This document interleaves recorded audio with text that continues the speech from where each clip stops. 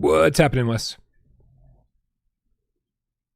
You know, just got done playing a little VR, getting nice and comfortable in my chair, shaving and putting together my camera at the same time. Just, Wednesday stuff. What's up with you? I just liked how you were able to put the words shave and And stuff. stuff into your little opening monologue there, and we're not even going to talk about that today because I think we're all on the same page that Miles will be a much better co-host to talk about Yeah. shopping stuff. So even though I've spent 4 hours with shopping stuff over the last 2 days, we'll Yeah. save that conversation for Friday. And I've got a Bryan bite coming out either tonight or tomorrow, so we don't need to talk about that today. Yep. Okay. I appreciate that, honestly. And I agree. Miles is the guy Yeah. for that particular title. Yeah, AJ's the only person that we're going to talk about No Man's Sky with. Miles is the only person that we talk about supermarket sims with. Yeah, we've all got our place here. Okay. And on that note, I'm sorry. Go ahead. I just wanted to start the show. You want to start the show? Sure. Why not? All right, let's go.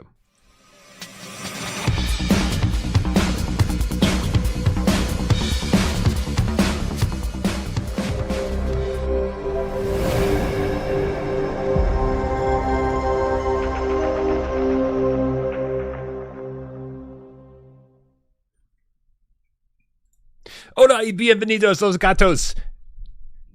This is PSVR GameScast Live. We film live every single Monday. Listen, they were speaking German in the chat, and I told them if they're gonna speak German, I'm gonna need some extra coffee and need to learn a new language. So I'm just trying to keep up with the cats. My name is Bryan Paul from this channel right here without Parole. And this guy over here to my left, to your right, is Wes Dillon from Virtual Strangers. Wes, always happy to see you. I can't believe it's Wednesday again. I feel like time is speeding up every single Wednesday. It's like it's my realization that another week has gone by. We've talked about this nonstop every single week. Every single West day, I go, Jesus, it's another week. And it feels like it came faster this week than it did last week. Feel free to make a joke about that. I don't care. It's the quickening, man. Roots talks about this all the friggin' time. Whenever I talk to Roots, which is typically like a month in between, but it seems like a day because the time is going so much more quickly these days. And I don't know if it's, our aging, creating or shifting the time illusion around as our life gets longer. I don't know if it's because we're so busy doing things that there's just not enough time, or if I don't know, if some weird supernatural effect is happening and time is actually speeding up. But it's real, bro. I can tell you that the struggle is real. And you're right. These weeks go by like friggin' days. It doesn't even seem like it's been like a day, really. It's just like I was just here and we're back, which is good because I love being here with you. I love being here with the cats, and I'm glad to be back. Well, you know who else loves being here is everybody over on our Discord. Wes, that's where people can leave their viewer takeover questions, just like Stephen Owaka did. It might be Owaka. It might be neither of those. I don't know how to speak. This isn't really a question, Wes, but I thought it was really well done, and I just want to read what he posted over on our viewer takeover channel. Remember, guys, you can leave your viewer takeover questions over there in the viewer takeover channel. Get your questions on the show. Get your comments on the show without spending a dime. Steven writes, Sony left the lights off. The blog stayed dead. No tweet, no cake, not a single word said. The calendar blinked, then quietly sighed. PSVR2 birthday, acknowledged by nobody inside. But over on YouTube, fireworks flare. PSVR2 without Parole celebrates third birthday there. The praise in the chat, hype set to max. Loud streams louder than reprojection artifacts. Look at the games, the cats proudly roar, while Sony says nothing, the usual bore. The headset's alive, the lenses still gleam, thanks to a fan base running on passion and caffeine. So here's to the devs, the hosts, and the crew who celebrate harder than Sony marketing ever do. Sony may ghost it, but one thing is clear. PSVR2 lives on. We all love our headset here. And then follows it up with, who else is angry at Sony's lack of marketing or amazing lack of marketing and amazing headset that we're all proud of? I think we're all tired of it. I think we're the least they could do, they don't even do.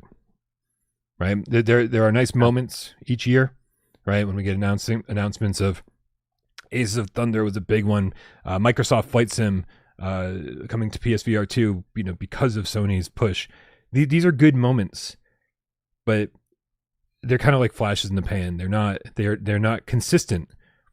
And thank you. And Sony could definitely use the PlayStation blog to their advantage if they don't want to put PSVR2 in a state of play. We kind of understand that. I think we all understand that. They could absolutely use the PlayStation blog. We just saw Wes's Rager post over there the other day, and they could definitely be doing PlayStation spotlights or PSVR2 spotlights, where again they're not putting it in front of the bigger audience, but they are satisfying the fans of this niche little headset that they put out and don't seem to want to promote. Agreed?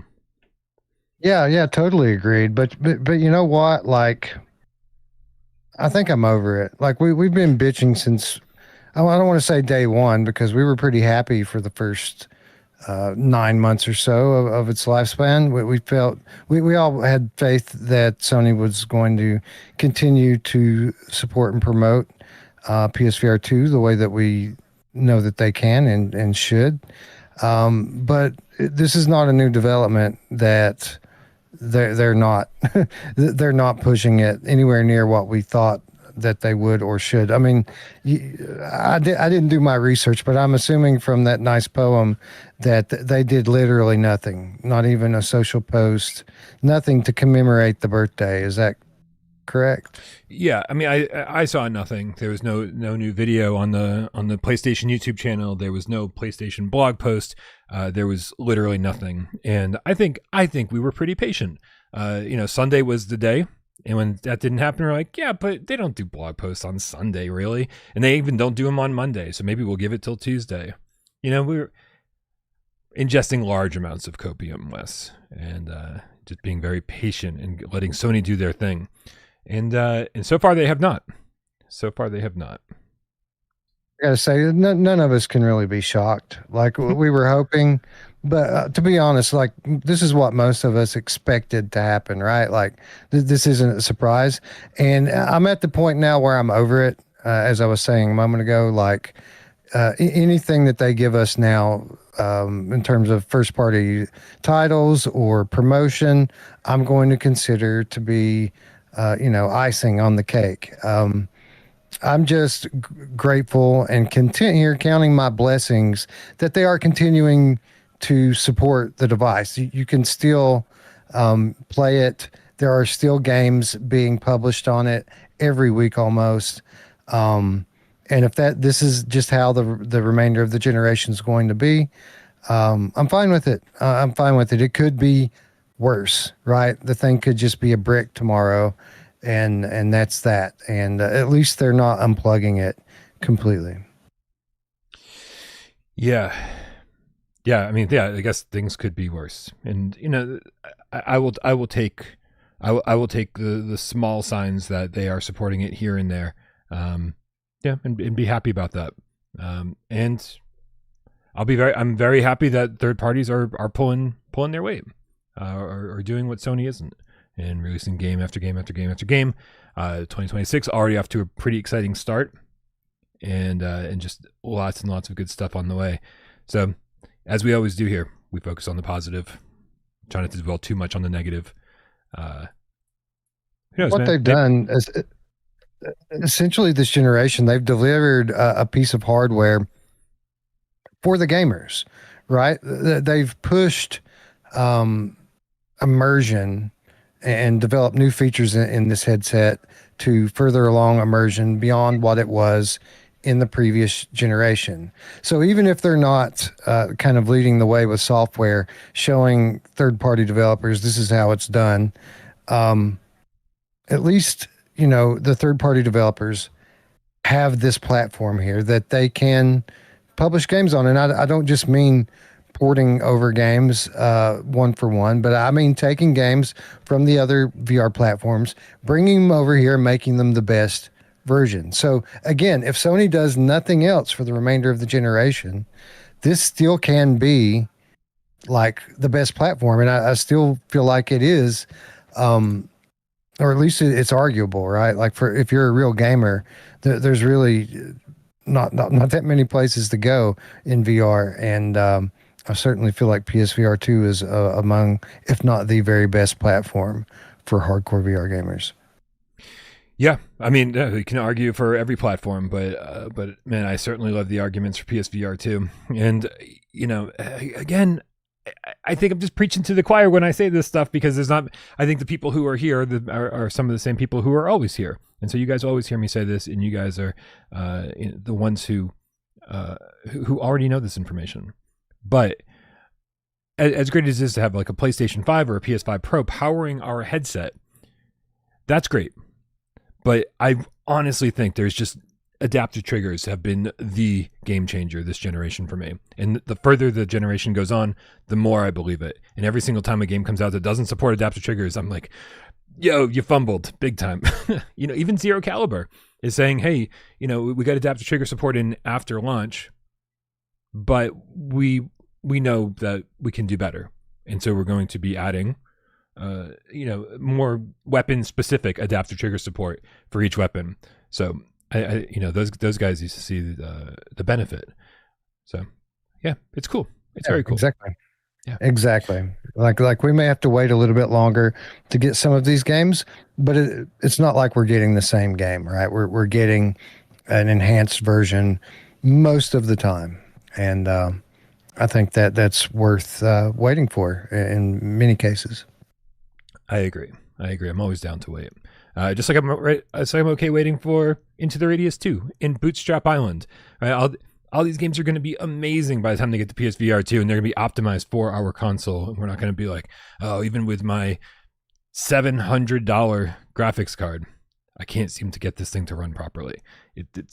We're in a pretty good position, and I think that's part of the thing that bums people out a little bit, Wes, is that we're in such a good position, and the third-party support is doing so well, right? And the people who own a PSVR2 headset buy a lot of games and really love it, right? And so we're asking very little, really, at this point. We're like, Sony, hey, just say something, anything, like say something. Yeah, absolutely. This is the second time I thought somebody was going to say something. I'm giving up on you. And not the song that ended up being sang. No, I don't know what that song is. Honestly, I don't know what the song is that I just sang, but it did pop into my head, so I sang it. Perfect. I don't know what the song is you were singing either. So yeah, listen, like the PlayStation VR2 spotlight that we were hoping to see for the third anniversary of the PSVR2 headset. I wasn't expecting to see anything first party there. Not directly first party, not developed internally first party. I was really hoping to see something like Secret of the Mimic, for the first PSVR2 gameplay footage, right, with a release date. Again, I think there's speculation there. It feels like that could be funded by Sony. Same with Microsoft Flight Sim 2024. That clearly there was money being thrown at Asobo to bring that to PSVR2, and so seeing the first VR footage of that in PSVR 2 with a release date. We're not asking, if we were asking Sony to develop games using their first party studios, I get it. I'd be like, that we're asking too much, right? How can you possibly allocate 60 to 100 people for multiple years on a losing proposition, right? Sony's trying to fix things internally. I understand not having actual first party games, but the showing off what third parties are doing, especially stuff that they've contributed to financially, I think would have been such an easy win for them. That's it. Yeah, I agree. I think that's one of the biggest fails. And this is all about, it all comes from a place of love. We should say that because, it seems like sometimes the criticism is so loud and so widespread that we're haters more than we are fans, and that's absolutely not the case. This all comes from a place of love. All it is us voicing our frustration and disappointment at unfulfilled potential, because we know better than anyone what the potential is in relative terms, like in terms of VR in the VR marketplace. The sky's the limit for this platform had it been handled properly. Had they, as you just mentioned, taken any sort of effort over the last year and a half to promote this thing. And beyond that, and I've said this just about every week, bringing over their Gen 1, like not even the whole catalog, like the best of Gen 1, like the top 50 titles or something from PSVR 1, and having those be playable on VR2. Those two things alone would have made a world of difference for this platform in this generation. But it seems like, and I don't think this is much speculation here, that when the platform launched, the entire gaming industry was in a period of upheaval and change. It's only just now beginning to taper off and settle down. So I don't think that there was a vision for this VR2 platform when they launched it. I think they were taking very much a wait and see approach to it. And I think the entire leadership has turned over since then. There's new people in charge. And I think that they're just content with letting it go, man. And it'll do what it does. And, there's no major harm done here if they're not investing large sums of money and manpower. There's nothing wrong with letting the third-party developers carry the platform in their mind. So I think that's pretty much it. I think that we had a lack of vision here from the onset, and I think that lack of vision persists to this day. Yeah, I mean, listen, when Jim Ryan got replaced by Hideaki Nishino, I was like, this is such great news, right? Like, because Hideaki Nishino, along with Shuhei Yoshida, were big endorsers of PSVR 1. Kind of like the only reason PSVR 1 even exists is because two of these guys.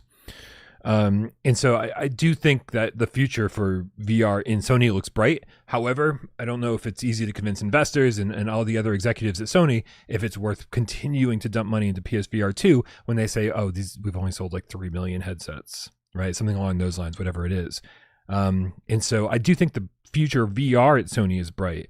And I think they're willing to just kind of like let this thing exist until PSVR 3 or kind of a relaunch with PlayStation 6 or whatever it is. I don't think they're done with VR. And I think that's to me, that's the bigger picture of that is way more important than whatever's happening internally today. They're waiting for their moment, right? They're done trying to force the technology into people's hands, and they're content with waiting until the right moment. They'll stay in the game to some extent up until that point. And then when VR blows up and takes off, whenever that may be, they'll really pick up the mantle at that point and start pushing once again. I don't know how bullish we should be on the prospect of a PSVR 3 coming right away with PS6. I think PSVR 2 is a viable enough headset that we could just see the VR2 generation extended into the next console generation. 100% with you on that. But I'm okay with that. Like, I don't need wireless. I'm a little bit bummed that that we don't have the pancake lenses over here yet. And who knows if people continue to buy in and the platform continues to grow into the next console generation, maybe they'll do like VR2 Plus or something, Pro, that has some of these more modern bells and whistles. But even if they don't, like, I feel like we have a viable enough headset right now that we can play on it for another 5 years, 6 years on it, and it'll be fine. So that kind of leads us to talking about the Gamecat ops a little bit. As you guys know, if Sony's not out there jumping up and down, screaming and being enthusiastic about their own headset, then that's up to us. Right? If we do love this thing and we're passionate about it, we are, you guys are, and I think like that's why making a lot of noise about this thing is really important, because we can't just rely on Sony going, hey, here's $10 million. Hey, here's $2 million. Hey, here's just helping all these studios develop a PSVR 2 mode for their game, developing hybrid versions of games, paying small independent studios to bring their games over from Quest or PCVR over to PlayStation VR2. That's our job now. That's our job now. You don't have to like it, but that's our job now. And so if we want to see this thing succeed, we got to make noise. And I got to tell you guys, I'm so proud of the Gamecat Ops movement. I'm so proud of all the cats in our Discord who are constantly posting updates for games whenever anybody sees something on social media. And I think the one that we should be attacking right now is over here on Bluesky, because Bluesky, obviously way less popular, sirens on my end, than Twitter. Makes it easier for our voice to get heard. There are 4 comments. 4 on a Star Wars Galactic Racer post. 4 comments right now on Bluesky, and all 4 of them are asking for PSVR2 support. This is the kind of shit that I love, Wes. We're able to just dominate the conversation. And so I'm going to throw the link in here. Hopefully this actually shows up in the chat. More sirens on my end. And it's just like anybody who has a Bluesky account, fucking go over there and like, let's be ridiculous about this, right? So like, I want, by the end of today, I want there to be 100 comments on this Bluesky post, and I want all 100 to be about PSVR2. There's no way they're not hearing the message, right? Again, whether they do anything about it, that's a different story. But let these guys know we're not asking them to reinvent the wheel. We just want us to be able to play the game in VR. That is it. We're not asking for Sense controller support. We're just asking to be able to play the game with whatever control schemes they already have in place, whether it uses a HOTAS or a racing rig. I doubt it. Or just the dual sense. We're fine with that, right? Just make it playable in VR is all we need. So do it up. Make your voice heard. Do it. Yeah. Yeah, everyone, just go take a moment and leave a comment, even if it's just PSVR2. That could be the whole comment. Do it. Make them notice us. Make them think about us every week, every day. It's not that hard. Yep. We keep seeing we keep seeing weird little things happen, Wes. Like games that you just wouldn't really be expected to be coming to PSVR2. Games that you'd be like, oh yeah, it makes sense that that's launching on Quest. It makes sense that that game is launching on PCVR. Right? There was that. Was it you and me, or was it? I think it was on Friday actually. Miles and I were talking about this game that the developers posted on Reddit. It was a stationary wave shooter, and they're talking like, oh, we'd love to bring it over to PSVR2. You know, it's like that. 2 years ago, that wouldn't be part of the conversation, like leading up to launch, right? You just, developers are hearing the cries that from us, from our community. And now they're like, oh shit, guys, every time I see a VR post, it's people asking for PSVR2 support, right? So it's sort of like the movement is snowballing a little bit, right? And the more we ask for these bigger games, the smaller developers are hearing and going, Jesus, that's a passionate community. So it's working. It's snowballing to some degree. They hear our cries, and we cry a lot. We do. Why, Sony? Why? It's so sad. Why hast thou forsaken us?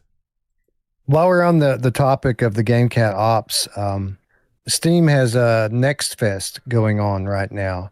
And I was just kind of scrolling through it an hour or two ago, and there's a lot of titles on there, unreleased titles, both VR and not in VR. And some of them look really cool, which, of course, the Steam algorithm is really good at showing me things that I'm interested in. But, I mean, I perused probably 5 flat horror games that look like they would be amazing in VR. So those of you out there who are being more proactive about Gamecat Ops, maybe go scroll through Steam Next Fest while it's still going on, and point out some of those to the rest of us on the Discord. And if we see one we want to get behind, maybe next week we'll call it out and get to work on it. Hey. Yeah, definitely be proactive in the there's a separate channel in the Gamecat Ops thread about games that we want on PSVR2, and I know it's just a madhouse over there, right? Every day there's like just fucking a flood of new games that, you know, some that make sense, some that don't, but I like that people are being vocal regardless, and so I think as a community we're gonna have to like really kind of figure out, all right, what are the next 10 games we're gonna add to this mission list? But Do it up, man. You guys, the more eyes we have out there, the better. So I'm trusting you guys. Good idea, Wes. Wes, one of the games that I was sort of referencing in terms of games that we don't expect PSVR2 announcements of is something that got announced yesterday, I believe. Announced for PSVR2 yesterday, but I guess it's been on some other people's radar for a little bit longer. It's a game called Fixer Undercover. And here, I'm going to bring up a trailer real quick here. What do you know about this off the top of your head? Well, not a lot. When you mentioned it to me earlier, it didn't ring a bell. But I did look into it a bit, and my first impression, when I clicked into it, I saw like a hand drill or some kind of a power tool, and I thought, oh boy, here we go, more simulation junk for VR headsets. But then I looked into it a little bit, and that's not what this is at all. Actually, this is a puzzle game, and it's a bit of a unique concept for a puzzle game. And I'm not saying that. I'm sure it's going to be great or anything like that, but it does have my attention. This seems to be a little bit different than your typical VR puzzler. Yeah. They're saying it's MacGyver inspired, which I thought was interesting. Basically being like, hey, here's a problem for you to solve. And I mean, if anybody isn't familiar with MacGyver, he's notorious for solving very complicated situations he gets himself into with like a paperclip and a roll of duct tape. Like, I mean, it's like you get some very basic tools and you get to solve some really crazy shit with it. So I think this could be I think this could be kind of fun. Yeah, I'm gonna bring up the store listing so we can get a little bit more information on this. I agree. It seems like, this game does a lot of things that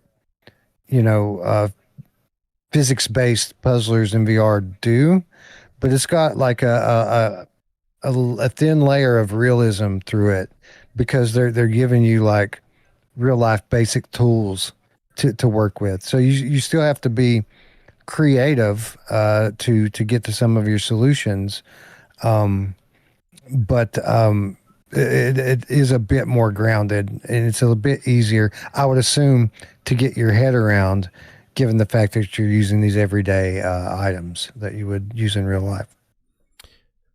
So not an expensive game, by the way. It is it's set to launch in just a couple days on Quest, and it is going for $15, and it's got a pre-order discount here for just $13. So nothing too crazy. But it says, forget the suit, grab your toolbox as Agent 404. Infiltrate Redemption Prison not with lasers, but with wrenches, drills, and grit. Every broken pipe and faulty wire is your cover. Improvise, adapt, and dismantle the system from the inside. No gadgets, just tools and skill. Fixer Undercover turns the prison into your puzzle playground. Grip a power drill and bypass locks. Use an angle grinder to cut through faulty vents with realistic tool physics and haptic feedback. Let's hope for some adaptive trigger support, because nothing has felt better than using the tools in Star Wars Tales from the Galaxy's Edge. Hopefully they played that. With realistic tools, physics, and haptic feedback, you'll feel every screw turn, every wire snap, and every mechanism click. You're not alone. Winston is your drone partner, your hacker, your scout, your intel source. Leverage his skills, and when the pressure's on, he'll come through. Probably. I already hate Winston, Wes. I haven't played this game, and I hate him. He says, in this animated GIF here, it says, meet Winston. He talks, you work. And if you scroll down far enough, if you scroll down far enough, there's on the update page, it says, meet Winston, the drone that never stops talking. I already hate Winston. I hate Winston so much. I want Winston to die. Yeah, me too. Shut the hell up, Winston. Just let us play. Not only because I'm sure he's going to be like very annoying just having to hear his stupid voice all the time, but I'm sure he's going to spoil puzzles too. It's going to give you hints that you don't want. Mm-hmm. Like, just shut up, bro. Speak when spoken to. I don't. Was this a problem in flat screen games too? Like I know, like I think Borderlands was sort of the genesis of all of this, and I'm sure people can point to some earlier titles that inspired Borderlands. But yeah, like we don't need a robot companion in every fucking game. Right? I mean, from the word go, Titan Isles was like, just shut up, dude. Right? And so it just feels like every game that comes out, it's like, bro, can I just get a moment of fucking peace around here? Which, honestly, I get that not everyone loves of Lies and Rain as much as I do, but bro, that game knows when to shut the fuck up, right? It's like you have some brief radio transmissions, and there's long periods of time where nobody's talking, and you just get to explore and sit down and read some shit when it's time to read, or combat when it's time for. It's so peaceful to play that game in this post-apocalyptic world. Peaceful isn't the word you should have to think of, but I needed that. Because every game. Non-stop talking in VR. Why? So much of it. It's to advertise your game by saying, we have a drone that never stops talking. Makes you, fuck you guys. Fuck you. Stop it. Why? Who is your game made for? Who is it made for? Like hyperactive children who just think that, this is so funny. Yes. Oh, okay. Yes, that's it. Yeah, this is probably their solution to today's generation, short attention spans and things of that nature. So people needing constant prodding and constant stimulation. But not for me, bro. Like hopefully maybe we'll be able to go into the audio settings and turn the thing down at the very least so that we don't have to listen to it. Yeah, even in bringing flat to VR, putting a bullet on you guys for a second, or target, I guess. What was the companion's name? Are you talking about in Shadowgate? Yeah. Oh my God, did I not even say the name of the game? I'm thinking Shadowgate. Yeah. His name. I gotta publish that. The Raven. What was the Raven's name? I don't remember what the Raven's name in Shadowgate is. I don't know. I'm sure somebody in the chat is going to help us out.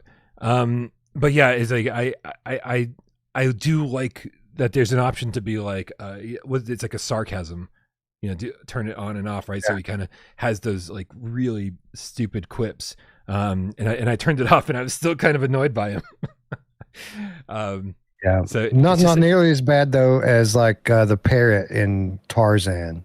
Oh. That thing drove me up the friggin' wall, man. And I told the developers like directly, you got to stop this thing, or at least let me kill it. Which I think they did update the game. I never went in and tested it, but I think you can hit it or do something to that effect now to shut it up. Was not always the case. Odin, thank you, Luper. Odin. Yep. Yeah, and I loved in Pirates VR Jolly Roger that you can kill the parrot, but then the screen fades out and then you come back and he's back alive. It's like they really should have just like given you an option to kill the parrot in like any kind of puzzles that he helps with. He's just no longer there and you have to find your own solution. I think that's the best solution for everybody. So if I think the best solution is have the dead parrot be an item that you need to solve a puzzle. Is this a Monkey Island thing? No. Anyway, Batman has Robin, you have Winston. Winston is an advanced drone who helps you hack security and delivers your gear. He is loyal, useful, and, well, he talks a lot. That's just not exciting. I love that we've spent 5 minutes ripping this game to shreds that we've never played just based on that one thing that they wrote on the thing. Yeah. Yep. No, listen, I mean, even in Wanderer, the Fragments of Fate, which I'm going to go to bat for. Like, I think even in its current state, which might be its final state, it's really fucking good.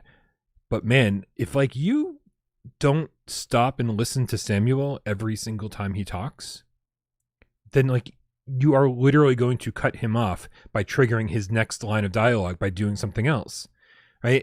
There's so much.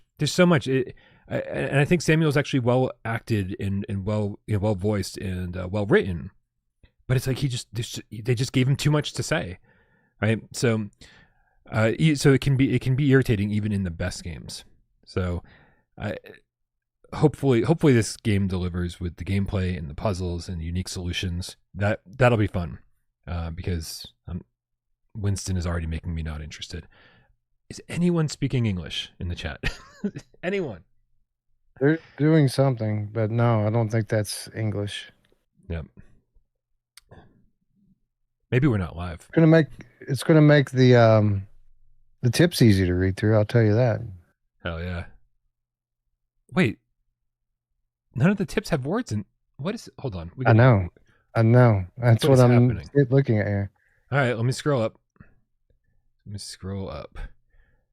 Let me go to cover you up a little bit here to get to the top. Oh, all the way to the top. Chief sits on a bowl. TNSAGDW GCAT. The Tennessee Screen Actors Guild. I got nothing. Thank you for joining us, level 1 membership. Comic Book Guy with the 1 quid. Thank you so much for your constant support. Joey Bats with the level 1 membership say, this working? This is working. Everything working out there for you guys? That's working. Cool. Salvador with the $10 tip says nothing. Nothing. Is this working? Is this? I need to know. Like, are you guys sending messages? Tips.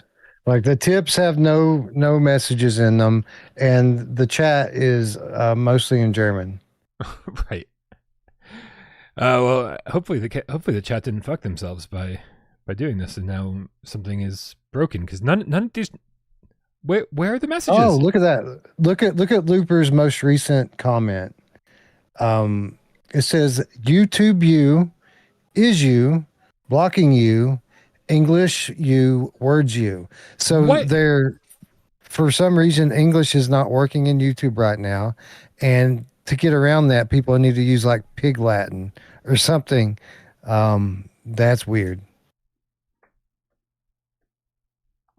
This is fucking weird as hell. We've had YouTube issues before, but this is a new one. I was wondering, we've got like 250 people here, and the chat was like dead. This is all making so much more sense now, except the problem is still ridiculous. This is weird. Yeah, I haven't seen this before. Yeah. Has anybody Googled this? I'm going to Google it just real quick to see what the hell's going on. YouTube not allowing English in chat. From 2 hours ago, somebody posted on Reddit, live chat not letting messages through. Lately, live chat has been letting my messages through a lot. Sometimes takes a lot of tries before it actually does. The chat doesn't even give you an error message. Yeah, I just posted a comment. I can see my comment in the chat. This is so funny because I posted, before the show started, something, right? I posted something into the chat, and then it didn't show up in our chat on GAMESCAST, and I was like trying to figure out what the hell was going on. This is the weirdest thing. Let me see if I can see if there was an answer here.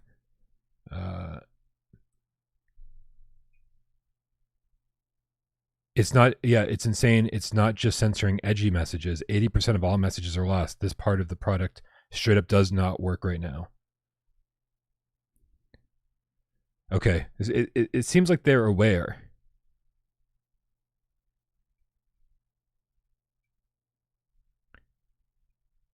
All right, so yeah, but listen, I'm just happy that it's not just us, because when it's just us, it's a much harder problem to solve. My apologies to you guys. Makes the show way less fun when you can't engage with it, and then we can't engage back with you. But thank you, Salvador, for the $10 tip. I'm very, very sorry that whatever you said is not coming through. Although I do have a DM from Sal, so let me see if he just DMs me his tip. Okay, so guys, if you don't know, Salvador is giving away a Thrustmaster HOTAS. I put that in PSVR this week. I would say that you're already aware of it because I put it in PSVR this week, but nobody watched PSVR this week. I watch it every week. This week I didn't, and I have no idea why. I saw it and I was like, "Hey, that looks nice. I'll watch it later." And I didn't watch it later. So. Good call. like honestly, like if it doesn't hit 20,000 views weekly, it's not worth doing. And because it literally takes 2 days to get PSVR this week done. I could be working on reviews, like stuff that's like evergreen, stuff that people will actually watch a year from now, instead of stuff that people are going to watch this week and never again. And so, like, you know, again, I say vote with your wallets, but vote with your views. If you like PSVR this week, you got to fucking watch it. And Watch and it. Yeah. and if you can hype it, even better, right? Because that'll help it reach more people. But you know, hey, I also don't mind switching directions and doing more reviews. If that's what it takes, spending 2 days a week working on a review would probably be a better idea for the channel than doing PSVR this week. I don't know. Long term, it would. I don't know how the algorithm works though, with regard to getting your stuff pushed out there to more eyeballs. I know that all of the other people who do VR content for a living on YouTube, this sort of thing is what they always do. You know, what's coming this week, what's coming this month. This is just nonstop from all of those channels. I assume they're doing that for a reason. So yeah, a bit surprising if viewership's not what it should be on PSVR this week, because I find that particular series to be very helpful and informative. So yeah, I don't know why I didn't get back to it this week. Maybe YouTube didn't show it to me enough times, but yeah, watch it, people. Watch the videos. Yeah, just no. It's decent to bring new people in. I think like it's pretty good for subscribers. But again, it just doesn't seem like it had the reach this week that it sometimes has. Anyway, we'll figure it out. Not a big deal either way. Just keep pushing forward. But anyway, just the point here is that like you go watch PSVR this week because Sal is giving away a HOTAS. Right, for all these people who got Aces of Thunder and are not playing it in the most immersive way possible. The HOTAS is fantastic. I finally pulled mine out of the box and checked it out, and I was like, "This is the best way to play this game." But I couldn't play it that way because the buttons are in all sorts of different places that I'm not used to, and I was like, "I don't even know what any of these buttons do or where any of the buttons are." So a little bit of a learning curve, but definitely, like if you're going to be playing Aces of Thunder, which I think a lot of you are, you want a HOTAS, and those things are kind of got hard to find. They got expensive, and so if you want to enter, and you're in North America, that's the important part, because it's Sal. He's out of the kindness of his heart, he's giving away a physical item that he has to ship to somebody. So it's North America only. Apologies to all the EU, UK, everybody else in the world cats. But yeah, we cannot be asking this person who's doing this goodwill gesture to spend like $50 and fill out all of these forms just to to give away something to a cat in Ireland or something. Must claim prize in person, Las Vegas, April 23rd through 26th or whatever it is. That's it. So yeah, just a reminder that he's doing the giveaway, and he'll be randomly picking the winner on Friday morning and announcing it on Friday's GAMESCAST. So you still have about 36 hours or so, 48 hours, 36 hours to enter. 127 minutes. That can't be right. Remember 120 minutes on MTV? Minutes away. Yeah, I actually popped up into my recommended feed last night, oddly enough. What?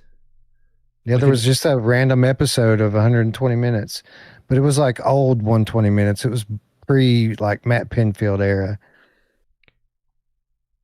I think I can only remember the Matt Pinfield era. Who did Kennedy do it before that? No, she didn't do it. I'm not sure who it was. I do think Kennedy did some of them though, but yeah, I don't remember. I don't remember who it was. I was more of an Alternative Nation kid myself. Headbangers Ball here all the way. I miss MTV, man. I miss when media was more limited, when it was harder to access, when you had to go out and buy a CD if you wanted to hear the entire album. When you had to wait before the album came out, you had to wait and watch MTV or listen to we listen to WAAF 107.3, like just waiting to hear that song that you wanted to listen to, and maybe have a VHS tape ready to record. Or a cassette tape ready to record, so you could record it off the radio, so you could listen to it whenever you wanted to. there was something so much more special about that. Instead of just having everything on a streaming service accessible at your fingertips. Like, I get it. Convenience is nice, but it's not special anymore. Right. We got during that era when we were growing up, for every, single that came out, we would get like a 5-minute movie to go with it that not only displayed the song, but let us get to know, in some cases the people behind the music, and in other cases they were, really artistic things that were just cool to watch. It was a different era now. Or different era then than it is now. It seems like now, even more so than back then, the powers that be decides who's going to be popular before they even put the music out. That's true. And that like the top artists are celebrities before anyone knows what their music sounds like. It's so backwards now compared to what it used to be. Yeah. I guess in that regard, I don't miss it very much, because it was very much filtered for us before we could even get our hands on it and decide what we liked. It was like they were literally just telling us, this is what you're gonna like, and we're like, yes it is. Yeah. I remember waiting for the Vaseline debut video from Stone Temple Pilots from their second album, waiting for that video to release, and I that's what I was doing with the VCR. And I was just like, I was so obsessed with it, man. I was like, this is the greatest song I've ever heard. It's such a simple song, but it was like the anticipation made me think it was a better song than it even was, even though it's a good song, Yeah. I was the same way. Like, I was in denial about Metallica's Load album for probably 2 or 3 months. I thought that was good for a little while, just because I waited for so long for new Metallica. It took it a while to sink in that this is not good. This is garbage. But I'm such a Load defender. This proves I'm not a big Metallica fan, right? Because like the albums I love are the ones that, like, the mainstream love, like the Black Album, and like in Load I was like, yeah, this is good. Yeah, but like I know, like, if I should probably love Master of Puppets. There's a lot of other stuff. Honestly, I was big on the Black Album when it was out. I mean, obviously, I was a teenager and in the peak of my fandom at that point. But as time has gone on, my love for the Black Album has largely diminished. I do love And Justice for All, but you know what you might find surprising is some of their later albums that have come out in the last decade, I feel like is some of their best work. And I don't mean like the most recent one. That's just kind of okay.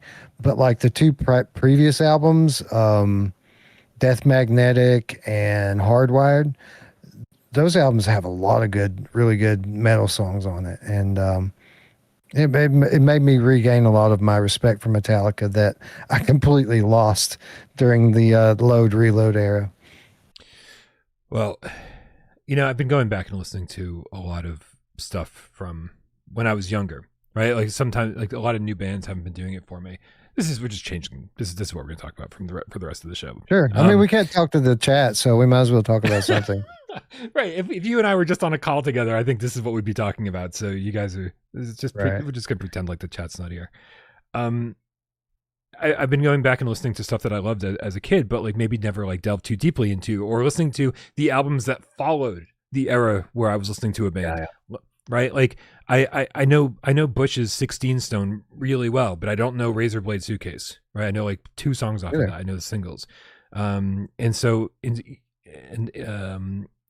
I could probably list off like 5 or 6 bands that I've been doing that with recently, but I haven't even thought to do that with Metallica, and I think I should, and even go back and listen to some of the albums before when I got into them, and I guarantee you I would end up really liking Injustice for All and Master of Puppets big time. Yeah. I've been doing the same thing too, largely probably over the last 5 years or so. I had this like era in my life where I just completely fell off and wasn't really keeping up with movies or music or anything like that. And then, recently in life, I've kind of, remembered who I am and what I like, and you know, while it sucks that I wasn't, you know, listening and supporting all of my favorite bands through that decade or 15 years or whatever it was, it's like great now because all of my favorite bands have multiple albums I've never heard before. So I absolutely love not only going back and revisiting my favorites from when I was younger, but discovering new music from those old bands. It has been great. And by the way, I was listening to Stone Temple Pilots' Purple album not that long ago. There's a song on there called Still Remains that I absolutely love. I think it's an amazing song. Yeah. I think my STP, that was like peak STP for me. I mean, I think Core is a fucking phenomenal album from start to finish, but like, again, the hype for the second album was so much that I just like absorbed all of it. Tiny Music, Tales from the Vatican Gift Shop. Like what happened? Like there's probably bangers on that I've forgotten about, but it just felt like they didn't know what to do with themselves at this point. Anyway, STP is fucking awesome. I was jamming out to Core.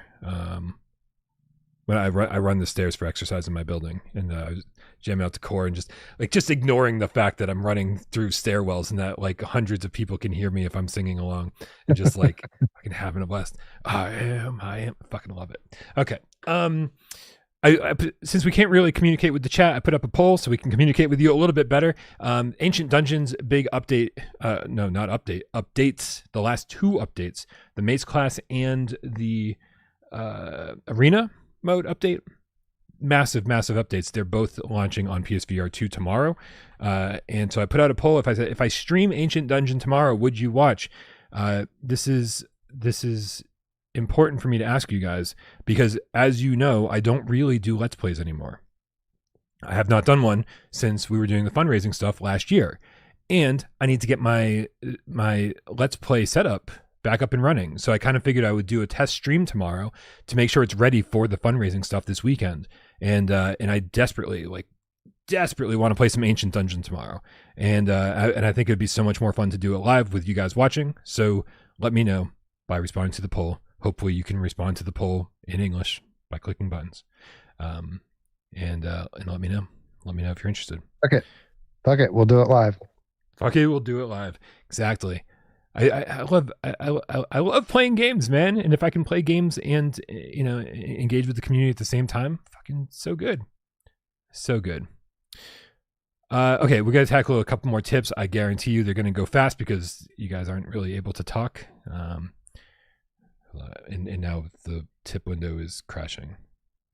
So I got to refresh this. A good idea just to refresh it in general in case they fix this thing at some point during our stream. Yeah, right. Oh God, let's hope they do. Thank you again, Salvador, for the $10. Remember, enter the giveaway. Now let's ride the game feline with the $5. It says nothing because I'm sure they're writing stuff and they can't.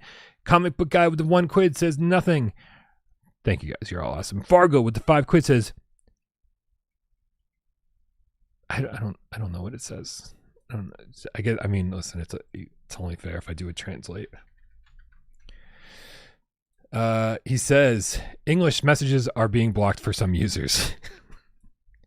For some users. Yep. Like most of them, right? It seems like all of them.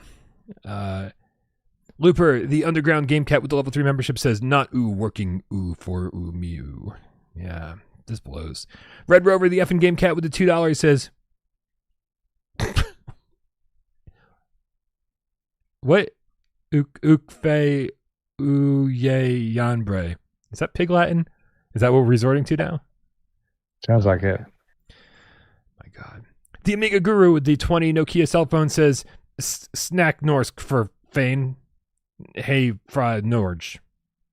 I bet if we reverse that audio, it was like, kill your dog for Satan. Probably what it says. Okay, Scally says gaming with the £5 says, I'm just going to get rid of the U's. I saw Flat Out 4 was on sale for 89 pence. Quit. I don't know how to say that. It's not pence, is it? You gave it, So gave it a go. That should be incredible in VR. Really scratching that MotorStorm itch.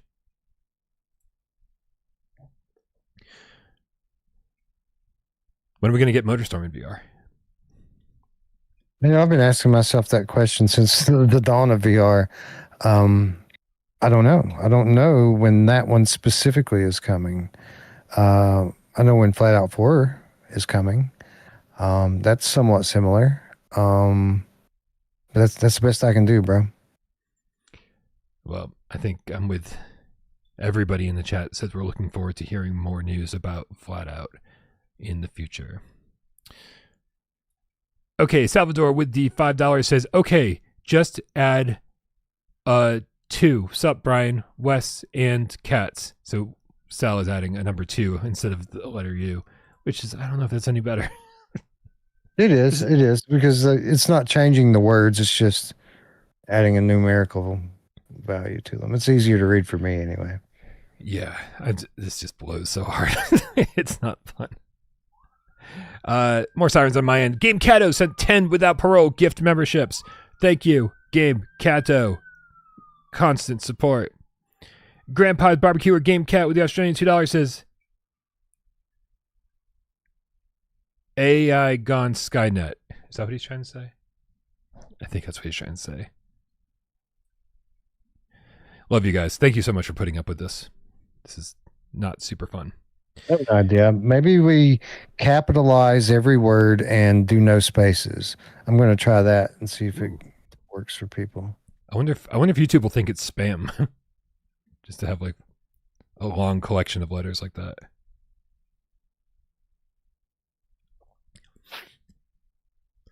All right.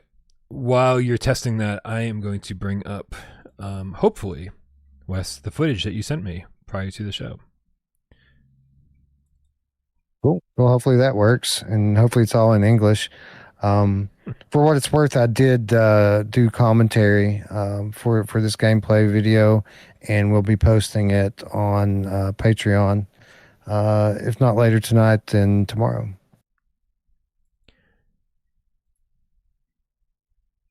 Why is this being a pain?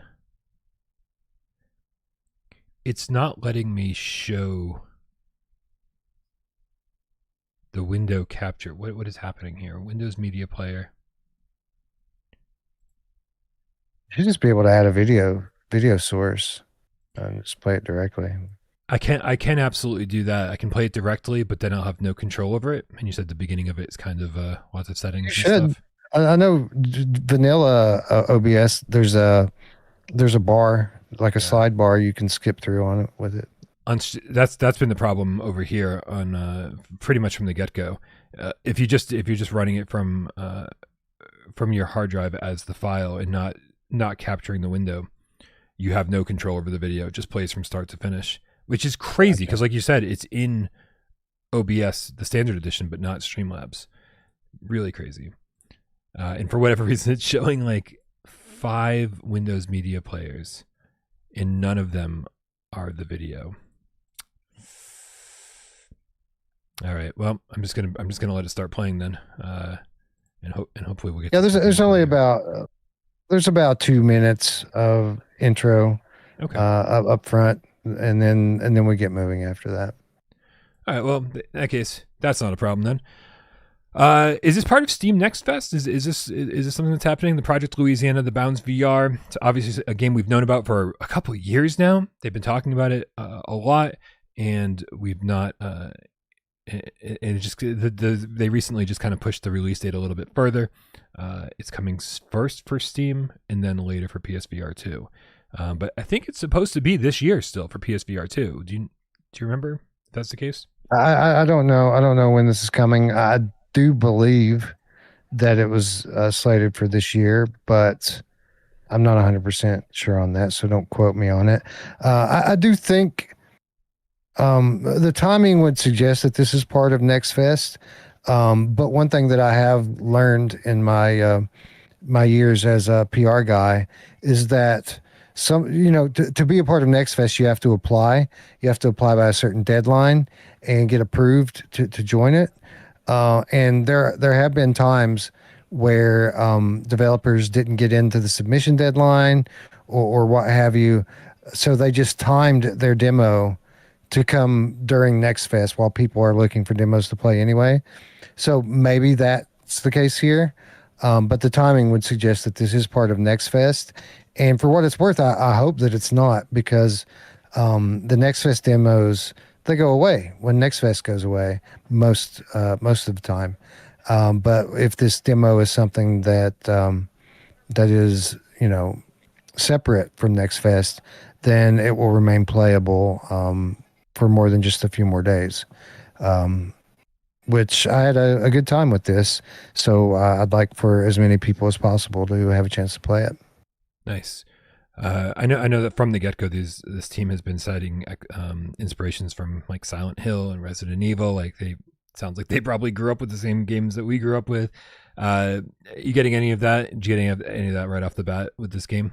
Absolutely reminded me of those old games. It's structured just like one of those old games where you're essentially exploring. There are puzzles everywhere, and you're essentially exploring the map, trying to find items and clues on how to unravel all of these puzzles.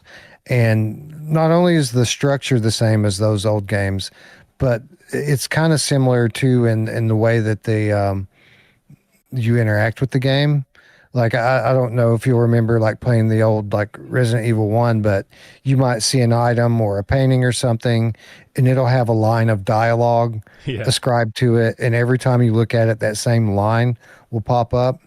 Very much the case here, except now it's spoken dialogue and not just something that you're reading.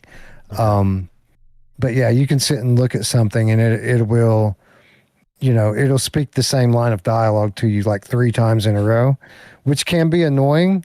But at the same time that it's annoying, it's also gives you that little bit of nostalgia for those older games. So I had an appreciation for it in this demo.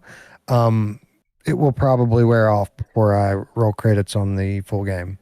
Was that a DualSense that you picked up in the beginning on the options menu? It was, and that was a cool little Easter egg, I thought, because this is a Steam demo. This isn't like I didn't play it on PlayStation. Although I will say this, I did play it in my PSVR2 with my Sense controllers, and it worked out of the box. Nice. No need to download community controller bindings or anything. It just works off the top, which is awesome because I've lost one of my MetaQuest 3 controllers, and if this had not worked, then I probably wouldn't have been able to play before showtime. I'm sorry. You've lost a controller? Yeah, it's in this room somewhere. I play VR. I watch like content and stuff on the headset. I don't just play games, so it moves around, man. It's like I'll take it to bed sometimes. I'll take it to the living room. So it's around. It's probably in a couch cushion or behind my bed.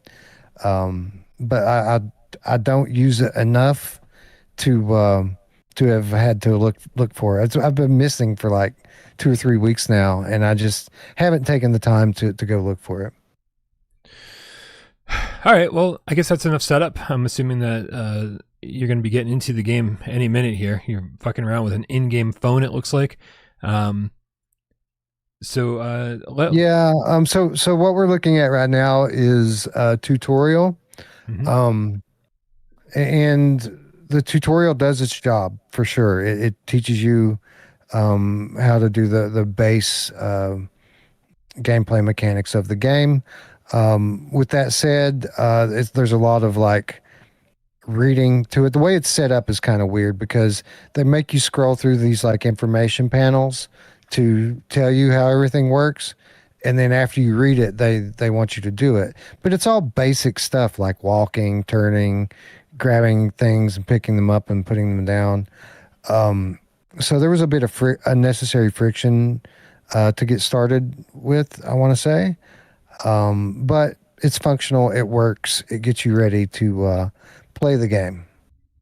Sweet.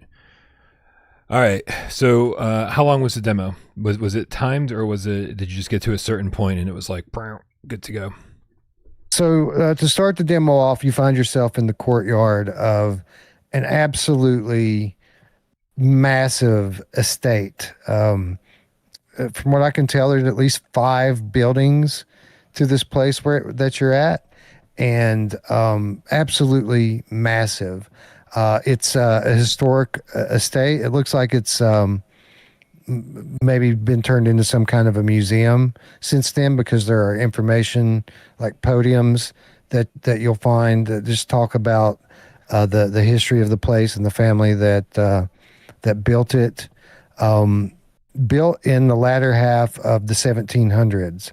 So we're talking about like an old mansion here with multiple buildings. But you basically you get to this courtyard, and you'll notice right off the top that there's some sort of a hex or spell around the front door of the mansion that's not allowing you to enter inside. So basically, the entirety of the demo is roaming the courtyard and solving a handful of puzzles to unlock the front door. And by the time that you do that, that's the end of the demo. Took me roughly 30 to 40 minutes to complete. Nice.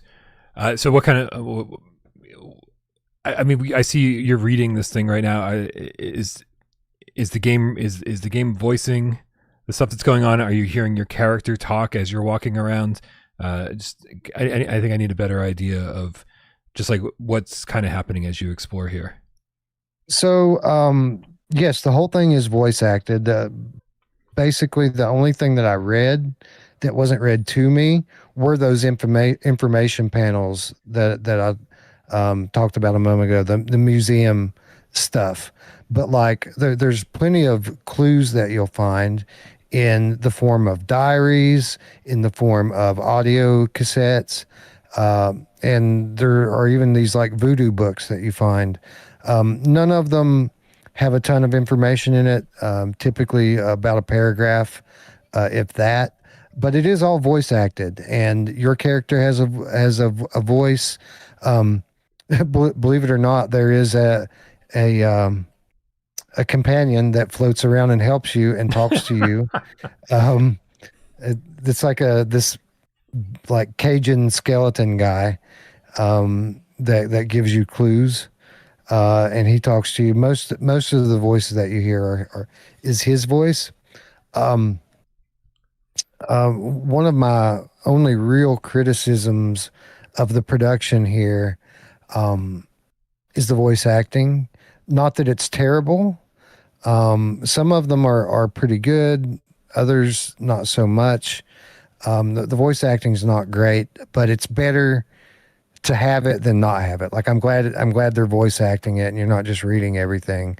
But they probably could have done a better job of casting there. With that, here's an example: the Cajun skeleton guy that I told you about. Yeah, he uses a lot of similar like mannerisms to like Gambit from the X-Men. Like he calls you Mon Ami a lot and stuff like that. The only problem is he doesn't use a Cajun accent.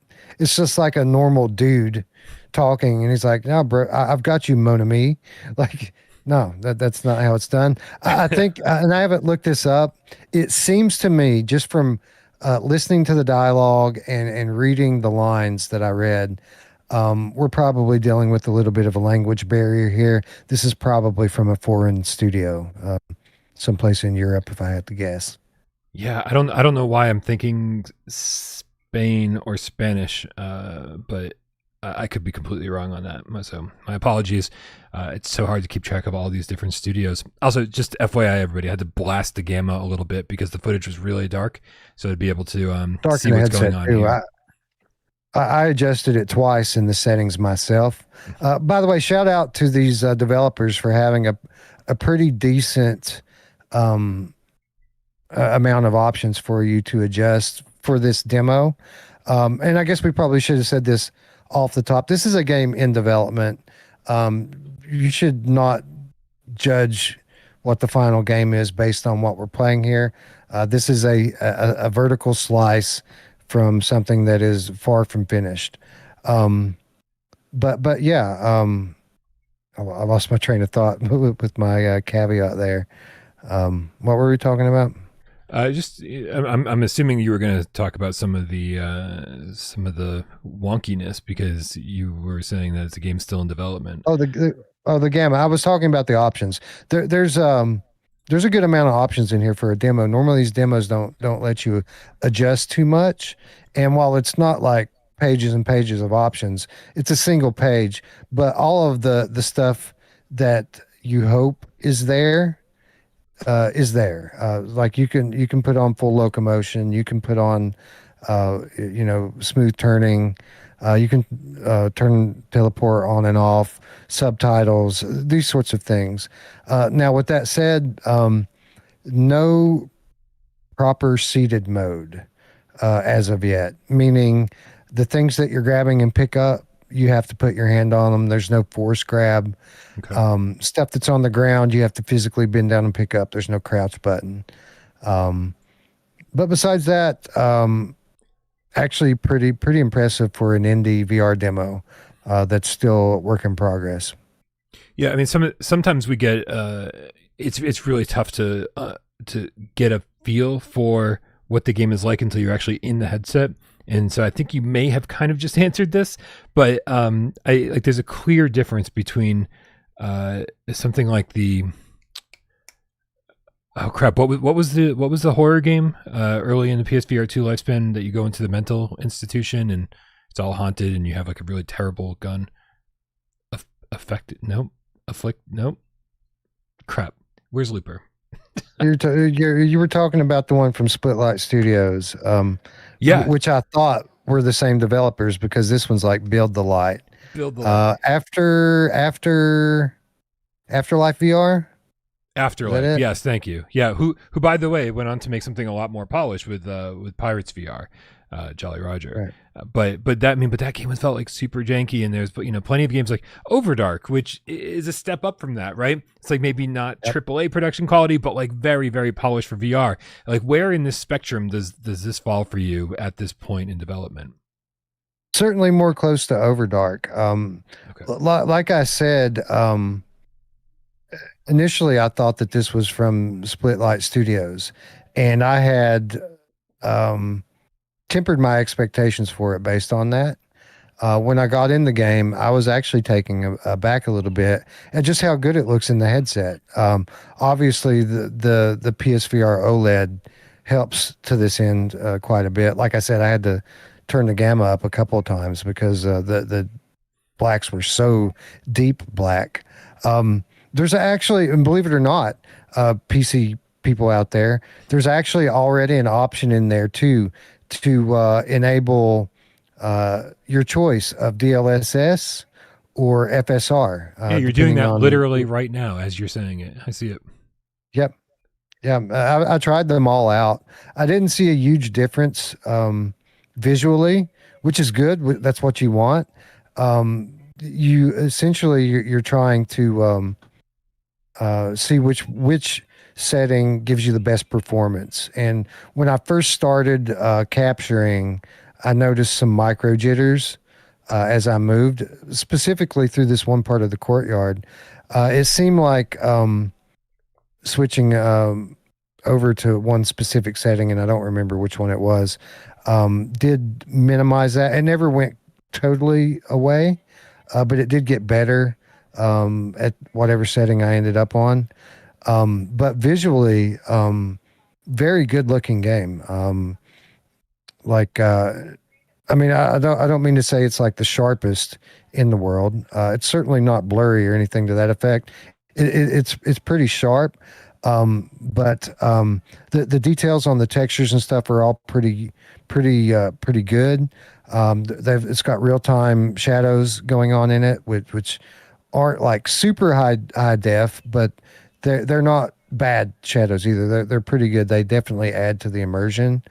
And lots of cool little things that typically you you don't notice. For example, there's a shed that in the courtyard that's locked, but you can tell something's going on in there because there's a light emanating through the cracks. You can actually go up to the shed and peek through the cracks and get a little glimpse of what's going on in there, which is cool. That's a cool little something that I'm sure is done intentionally, and it certainly adds to the realism and immersiveness of the title. Anyway, I don't remember if there was a specific question that started me off on this, but visually speaking, a very good-looking game, especially for this early, this early part of the timeline. So yeah, I would definitely say higher in quality versus the Afterlife VR, something more akin to Overdark or maybe even like Jolly Roger that you pointed out. Nice. That's great to hear, man. That's great because, and again, I do kind of love being the last one to get these games. I never mind when Steam, the Steam version comes out first and maybe a Quest version after that or whatever. Like I'm just because I think having the force grab stuff and a crouch button, all that's whatever improvements they add post launch or even leading up to launch, it's good to know that like that stuff tends to be there based on all the consumer feedback, and then we get that on PSVR2 from day one. So this is suddenly sounding like a game that, like, I don't know, I was always a little bit cautious of, right? Just because development seems to be going so slow and the updates were so few and far between. But you kind of got me excited here. This looks like a game we should have on our radars. Yeah, I would like, well, first of all, I do like that the game does seem like it's going to be somewhat heavily story-driven. There are little aspects of the backstory scattered everywhere, which I love. Again, it's something that reminds you of those old school games. But it isn't like overkill with the words. There's not too much dialogue. There's not too much reading. It's just more frequent. Like the things you find are all like 1, 2, 3 lines, but you just find stuff everywhere, which I think is better for the pacing, right? You're not just standing still reading all the time. Yeah. The inventory system looks really kind of lame. Like as far as like the UI is concerned, it's just like these fucking wireframe boxes and shit. Like I hope they have something better in mind for the final release, because that's just the only thing here that screams super janky indie kind of look. I mean, it don't look great, but it actually works pretty well. So what basically the way the inventory works is you press in your right thumbstick and it pops up like a wireframe box in front of you, and you just drop your shit in there. And as soon as you drop it in that box, it populates your inventory, which is like a couple lines of icons that float just above the box. So, it might not be the prettiest thing, but in terms of being intuitive and functional, it worked pretty well. I did have a little bit of a complaint with it because there was a certain item that you need to solve one of the puzzles. And you get this item from solving another puzzle, of course. That's how these games work. Right. But it would not let me put that item into my inventory, which made me think it was insignificant, right? Like, okay, I just solved a puzzle to get this thing, and I can't carry it with me, so it must not be important. And after about 5 or so minutes of being stumped, I decided to go back for it, and turns out it actually was the thing that I needed to progress. So that was a bit annoying. I also got annoyed that all of these audio clues that you find and diaries that are all like 1 to 2 line clues, they're everywhere. There's like a dozen of these things. You can put all of those into your inventory, but your inventory spaces are limited. You can only do like 12 or 15 things that you can have in your inventory altogether. And these things, which, you don't really need to take with you, but you might at some point want to kind of revisit to just get your head around some puzzle or some part of the story. Most games would have a special place for you to review those without having to use your physical inventory for it, and it didn't seem like that was in there at this point. Right. They would be treated lastly, as like almost like collectibles, and like you're filling in like a documents. You've collected 1 out of 100 documents, and you can just flip through them type thing. So yeah, that is a little bit strange. Exactly. Now, I would like if those were collectibles, it would give you a reason to, even more reason to hunt them out. Yeah. But it shouldn't take up your physical inventory. Also, to the same extent, you do end up finding a gun and you find clips.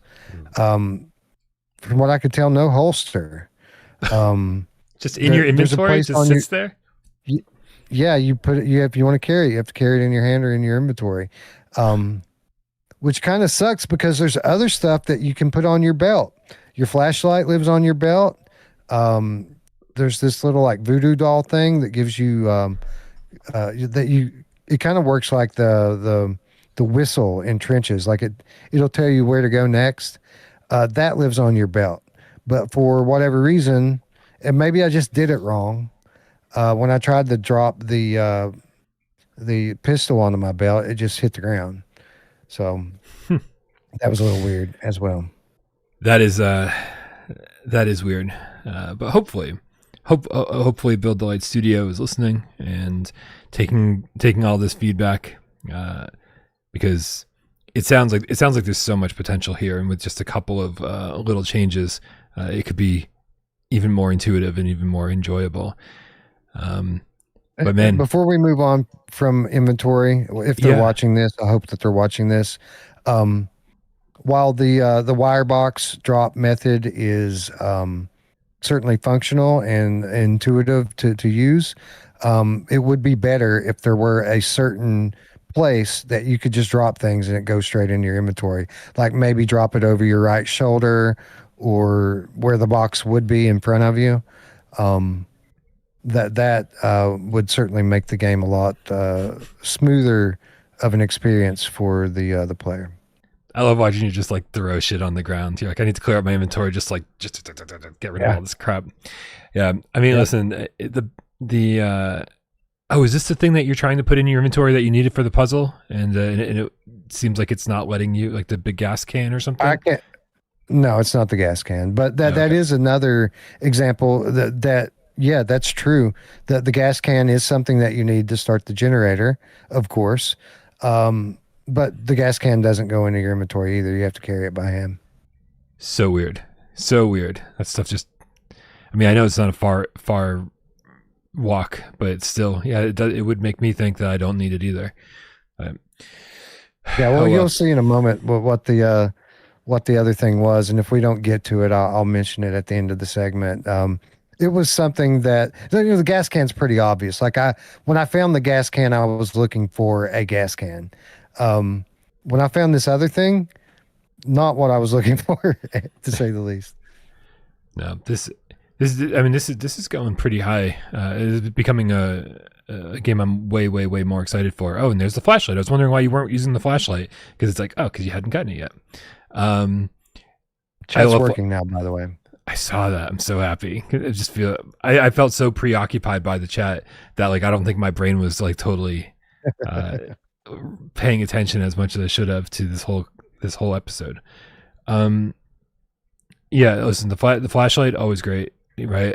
Of Lies and Rain, one of my biggest criticisms of that game, needed a flashlight, big time. It's a dark game, needed a flashlight. So I'm glad this one has one, especially being so dark. But also, I was actually surprised that you found a weapon. I don't know why in my head I had it as this is another game like Overdark, where it's more about exploration and you're not going to have a lot of enemies or anything like that. Did you find anything to kill? I found something that I assume that I will be able to kill. I found one really scary looking enemy staring at me through a gate. And it was just a bar gate, like something you would think that you could shoot through. But I tried to shoot through it and nothing. So I guess there's an invisible wall over the bars that keep you from shooting through it. Interesting. It's very curious to see how the combat is in this, because I don't know. Also very curious to see how much of a part combat plays in this. So just hoping it's not like Happy Funland where the game would be good without combat. So why put in subpar combat? Or like Wanderer, right? Yeah. Yeah. Although I think I have turned the corner on Wanderer. I am happy that the combat's there, even if it's crappy. But add something. Yeah.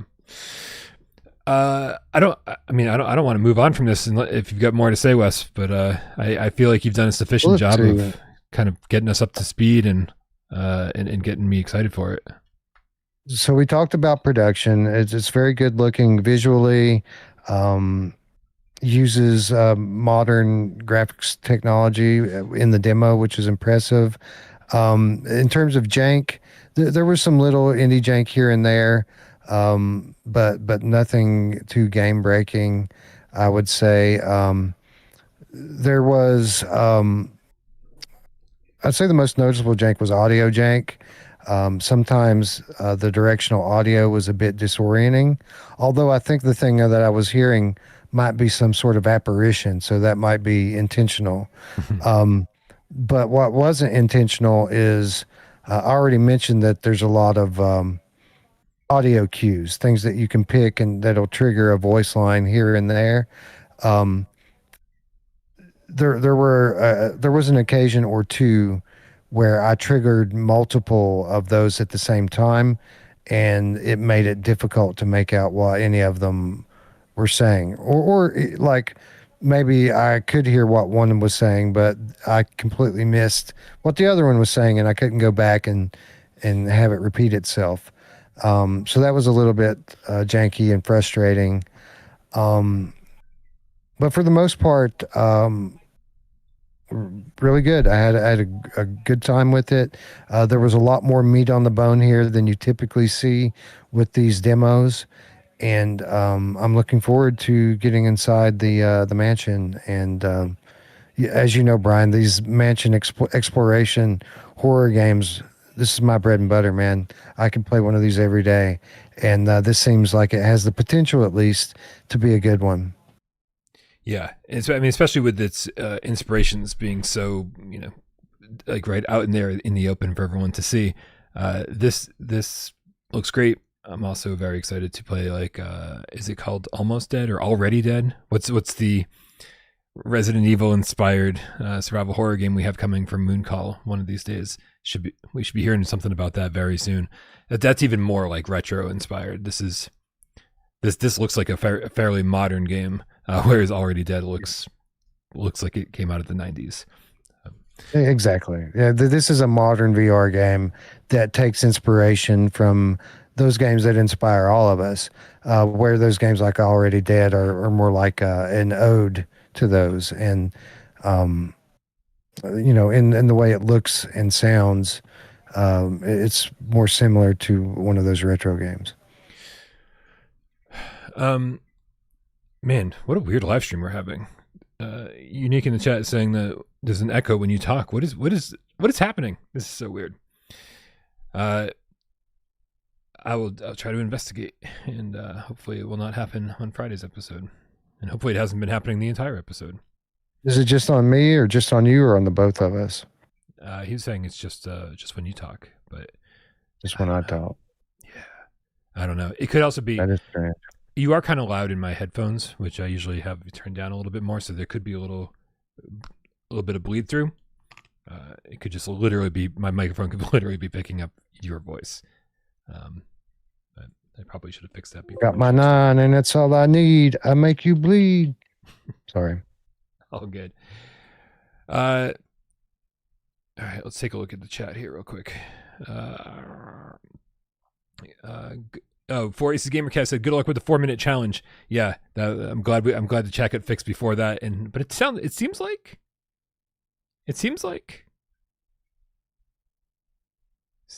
everything's fixed or mostly fixed. So things seem to be. Dan Kiefer was saying it's 75%. Some stuff's still not coming through. So Ben out of the Gamecat Army. What's up, Tornado? Come on up. Come hang out. Come hang out. She's just doing her thing where she sits on the floor and stares at me and just meows. It's like, yep. Get to you. Looks like the chat is fixed. Thank you so much, Ben L, with the level 3 membership. Virtual Resistance with the 10 quid says, big thanks to IOI for continuing to update Hitman for VR. Also, that new update, a mansion, a virus, Mila Jovovich. It's called Requiem.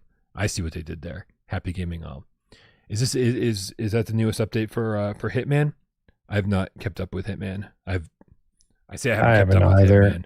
I barely got a dent in Hitman before I had to move on to something else. Yeah, the Hitman is very much in that same category as No Man's Sky is with me now. Like, I see it when it gets an update. I do notice that most of the time, if not all of the time, the update is supported in the VR version. But these games are so well supported with new content now that I phase it out when I see it. I make a mental note, hey, there's more content, but I typically don't read into the details about what the new content is because there's already just way more than I'm ever going to get to. So yeah, I couldn't tell you. I think I'm in a better place with Hitman than I am with No Man's Sky. I think No Man's Sky is just so, like, just getting into that is going to be so, what's the word I'm looking for? It's just overwhelming, right? It just seems like there's so much to learn. And every time I drop into No Man's Sky, it's like I'm starting over from scratch. And so I think the prospects of me getting into Hitman are far better, right? It's a little bit more structured as far as the levels go, and like, oh, hey, here's your target and here's what you do. I don't think that one's escaping me, right? Like it took me a full year to review Resident Evil 4. It may take me longer to review Hitman, but I think that one is much more manageable. One of these days, Wes, I will do No Man's Sky. I will. Because I know, again, I get it. I know if I get into it and spend 100 hours in there, I will love it. It's just going to take a lot of time.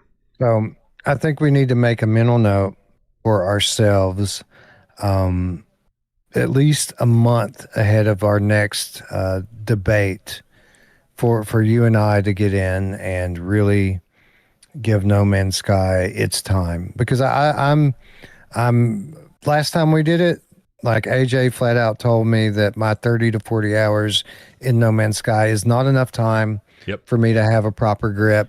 So we got to get it up to 100 or whatever the magic mark is, so that I can properly tell him to stop saying those things. let's just co-stream, man. Like you and I will get into a little party in No Man's Sky, and we'll get out there and we'll explore planets together. We'll explore the galaxy together. You can stream for let's just do like a 24-hour live stream, right? No sleep, no food. Fuck it, man. Like we're just gonna immerse ourselves in No Man's Sky for like 24 hours straight together. I do enjoy it, and I would be okay with that. My problem is that, and I say this every time we talk about it, my sessions are so few and far between with this game that every time I play it, I start over just so I can get my groove back with it, so to speak. And starting over just to get to a baseline in that game is 3 to 5 hours just to kind of get your grip, get your ship fixed, and make it to the space station outpost thing out there where you can start talking to other people and buying shit. Have you played through the campaign in No Man's Sky? No. So when it launched on PSVR 1, I think I did a 12-hour live stream. I could be wrong about that. And it was one of those where I literally felt like at the end of the 12-hour live stream, I'm like, I don't think I know anything more about this game than I did 12 hours ago. Right? It was the same thing with Minecraft. It was just an absolute fucking train wreck. And so, yeah, I mean, listen, I know that you can blast through the campaign, right? but I don't think that's the point of No Man's Sky. Well, I was going to say, I do typically prefer to play a story-driven campaign when I play these games. And if you haven't finished it, and theoretically we're going to be teaming up and doing some kind of a co-op thing, I'd say we individually get through that initial bit there, where you have to like learn how to do everything and get off the planet. But we should try to tackle the campaign together. And obviously not in one sitting, but I think that'd be a good goal for us to work toward, so to speak. Bro, Colin Love says No Man's Sky is easier to get into than Hitman. Come on. Bro. Hitman, you can, even if you don't know exactly what you're doing, you can walk around and still go kill a ton of people and you know, even if you kill 100 extra people outside of your target, you can still beat a level and be like, hey, look, I did something, right? No Man's Sky, I could spend hours just being like, wait, what button does what? How do I craft things? What combines to make that? It is. I think it has been too long, Colin, since you've started No Man's Sky, right? It seems like it's all ingrained and makes sense in your brain, but like for me, not even close. Not even close. I've started both games. I've spent 5 or 10 hours in Hitman, probably something really, really lame like that, and probably 30 to 40 hours in No Man's Sky. I have a way better grasp on Hitman than I do on No Man's Sky. I don't start Hitman over every time I go to play it. I can pretty much figure it all out within 30 minutes, even if I take 6 months away from it, you know. And Mischievous Markio said you should have someone just dump a bunch of the base materials so you can have more fun with the crafting. This is what happened. This is what happened when I tried to play Minecraft in VR, right? I had forgotten to turn off multiplayer before I did my 12-hour live stream. And people started flooding into my lobby and just giving me stuff. And so, which meant by the time everybody was gone, I had about 5 hours to kill and I still didn't know how to do anything. Like nothing, right? And so I really do need to learn these games the way that you're meant to learn them, right? I can't have people just dropping a bunch of stuff in. I really do need to take my time and absorb it. Otherwise, it's just too much all at once. So that's how I am. That's how I operate. That's how my brain works.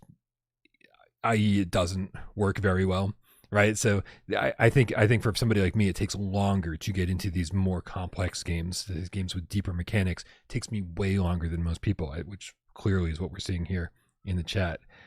But yeah, dude, as far as it is so great. Hitman, without even having spent a ton of time with it or finished it on PSVR2, I finished it on PSVR1, finished all 3 games on PSVR1. I already know from what I played, it's one of the best games on PSVR2, right? And so it is so awesome. If not I think this latest iteration of Hitman on PSVR2 is so great, and there's so much content. It might be the best game in VR, period. Which makes it even that much more impressive and awesome that IO is... Like every update is coming to PSVR2 as well, the elusive contracts and everything else. It is very cool. Awesome Tatum with the level 3 membership says Ancient Dungeon update hype 30 lashes with a flail. Are you joining me, Tatum, tomorrow? If I stream, oh wait, hold on, I forgot that I was doing a poll. Here, let me. You know who never forgets that they're doing a poll? It's never not funny. I'm gonna end the poll. I did ask, and 153 of you responded. If I stream Ancient Dungeon tomorrow, would you watch? An overwhelming 61% of you said I'd watch live. 18% you'd watch it later, and then 21% of you said probably not. That is a good majority of people.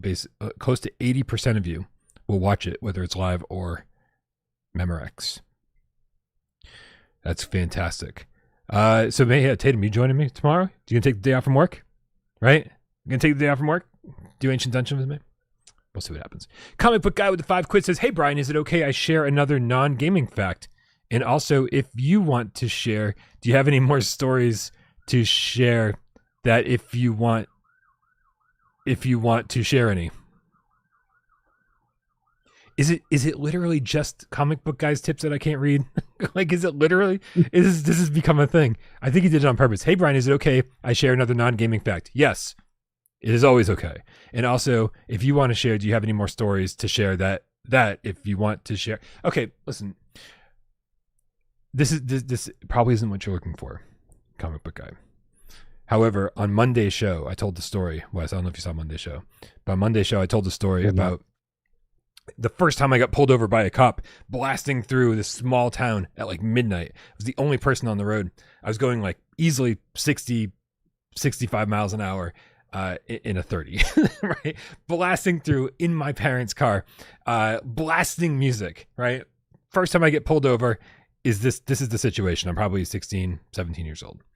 And I did everything right. Turned on the interior lights, right? Got out my license and registration, rolled the window down, had my hands on 10 and 2 on the wheel so he could see my hands as he approached the vehicle. Just everything from driver's ed training. And he walks up to the window and goes, "Hey, can you turn off the music?" Like I was blasting the music so loud, but I was so nervous about getting pulled over that I didn't even realize the music was blasting, right? Couldn't even hear it because I was so focused on everything else, right? So super embarrassing story. So for comic book guy, I've got an addendum to that story. He starts shining the light in the back of my parents' car and goes, "Are these beer cans yours?" Which I'm like, "What? What do you mean?" And it was like my parents had like, we're always big on recycling soda cans and beer cans or whatever else, right? And so my parents had thrown multiple bags of beer cans and soda cans into the back of the car that I didn't even know were in there. And I was like, so obviously my response was, what beer cans? And now he thinks I'm lying, right? Because he doesn't know it's not my car. He doesn't know. And holy shit, man! It just became like this whole thing. And I was like, no, it's recycling. Look how many. Like, do you think like when you see 2 big grocery bags filled to the brim with beer, does that count as an open container? Not, I don't think so. It does to them. If they wanted to, it does. Like they don't care. They don't care about whether or not you're actually guilty. They're just all they care about is having probable cause to search for more things and to take you to jail. So, yeah. Yep. So it's funny because when I finally had to tell my parents that I'm so sorry, I was speeding and I got pulled over. Also, you left beer cans in the back of the car that I almost got in trouble for. Suddenly, it took the sting off a little bit. Suddenly, it was less my fault and more their fault. And they were like, "We're so sorry. Oh my God, we can't believe we put you in that situation." And so, this is kind of a classic Brian Paul driving story at this point. And I went to court. I tried to fight it. I think they reduced the fine, whatever, from like a $35 speeding ticket or whatever stupid thing it was to $15. I don't even know. It was stupid. What a waste of time. Really dumb. Yeah. Yep. ACAB. And that gets us all caught up on tips. The comic book guy will like leave another, not a tip. Did you leave a comment about what your bonus thing is? No, you didn't, but I'll keep an eye out for it. Dude, we got to do the 4-minute challenge and wrap this thing up. We're coming up on a 2-hour show, as we always tend to. Cool. Do you have a game picked out? I do, indeed. Well, then you guys know how this works. Fortunately, the chat is working, so we can do this properly. Wes has a game picked out, PSVR1 or PSVR2. It's up to us to figure out what game that is. We only have 4 minutes, but an infinite number of yes or no questions to ask during that time. So help me out. Ask good questions in the chat, and based on the answers we get, suggest games that it might be. On your mark. Get Des. Go. Is there multiplayer in this game? No. Okay. Single player. Is it story driven? Somewhat, but I wouldn't call it heavily story driven. There's backstory. We'll say that. Okay. Is there are there enemies to kill? There are, yes. Do you have a gun to kill them with? Yeah, I would say yes. Okay. Is there any kind of upgrade, like progression system in this game? It's not like RPG style. But yes, so there's heavily there is heavy progression of both the character and I think even some of the weaponry as well. Okay. Is it a hybrid? Yeah, actually it is. Okay. We're doing pretty good. Is it on PSVR 1? Yes. Is it on PSVR 2? No. Is it horror? Yes. Was it did it come out in the launch window, meaning either launch day or within 3 or 4 months after? Think so, but let me look here. No, definitely not. Okay. Okay. So on PSVR 1, it is a hybrid. Was it? Oh wait, what? Gamecat Photo Noter says is saying persistence. So let's redefine this. The persistence was not a hybrid at launch. I think a flat screen version came later. So let me ask you this: was it hybrid at launch? I don't think so. Was it published by Perp Games? Uh, I I don't think so. No. Okay. Not on. They're not listed as the publisher currently. Oh, okay. I'm still on the persistence. Perp did the physical, and so maybe the physical is published by Perp, but not the digital. Is it a roguelite? Yeah. What is wrong with me? Why did I just? Is it developed by Firesprite? It is. Whoa! I think we got it, you guys. Is it the persistence? It is indeed the persistence, and way to go. I think Markio was the first one that I saw come up with it. You asked all the right questions at first.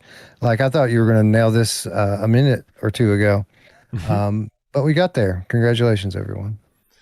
Nice. This is I feel like very frequently when we talk about PSVR 1 games we want on PSVR 2, this gets overlooked a little bit because we're in favor of things like Farpoint, in favor of things like Blood and Truth, Astrobot Rescue Mission. But as far as I'm concerned, this is just as important to get to PSVR 2 as those other games. Maybe even more important. And with finally having sense controller support, two hands in the game rather than having to use your head to swing the enemies around when you latch onto them. It could be so cool to see this on PSVR 2, especially with the blacks from the OLED panel. Yeah, and even like if it was a straight port, that would be great. And it was one of the more ones I expected to be one of the first ones to come over from last gen, because this game is supported on Steam VR. It is supported both flat and MVR, and it's playable. Unless I'm mistaken, can you not play this flat on PS5? I think you can. Yeah, I think they actually did an actual PS5 enhanced edition. Yeah, so it kind of made sense that this would be one of the first games to come to PSVR 2, but it never did. I would think it would be fairly low lift for them to do it. And if they need help with that, I know a studio that would take this and likely give it motion controller support, which it doesn't currently have. So yeah, it's a shame that this one is languishing in the last gen catalog. Looper said, didn't they shut down Firesprite? So I just looked it up. He said, as they say, on February 29, 2024, Eurogamer published an investigation into Firesprite that found the company had devolved into a chaotic and toxic work environment. After the acquisition by Sony, crunch was implemented in order to finish Horizon Call of the Mountain, and staff left in droves following a retention bonus payout in October 2023. Once all but one of the original founders left the studio, executives from Sony XDev Support Studio took over. Multiple employees reported the studio's new leadership for sexual discrimination and ageism, but allegations were reportedly dismissed by Sony. Remember when it used to be the greatest thing to be a first-party Sony studio? And now it's like it's the riskiest thing to become a first party Sony studio. There is no fucking guarantee anymore. In fact, there was a point where we were actually a little bit bummed, especially when we saw what Camouflage was working on after Iron Man VR. We were like, man, Camouflage would have been a great acquisition by Sony. And my bet is that no matter who bought them, it wasn't going to go well for Camouflage and the crew. Sony's starting to shut down studios just like Meta. So, yep. They just killed one last week, and it was one of the later acquisitions. Bluepoint. Is that the one? Bluepoint. Yeah, that's the one. Fucking what a shit show they have over there. Yeah, agreed. Yep. Well, hopefully this is still a possibility for PSVR2 support somehow. This stuff is just languishing, and it's still some of the best VR games ever made. And I think what's interesting about VR is that like we see examples here and there of being like, oh, this is next gen VR, right? Gran Turismo 7, fucking both of the Resident Evil games that we've got on PSVR2. There's quite a few examples of it, but so frequently I feel like we're still kind of like in the same generation, right? It's like this is just we get slightly better graphics and whatever, where it's to the point where like I don't think the persistence would feel out of place at all. I think it would be right at home on PSVR2. So I agree. It's a beautiful game. Like that, it wouldn't need like retextured or anything. Like it holds up today.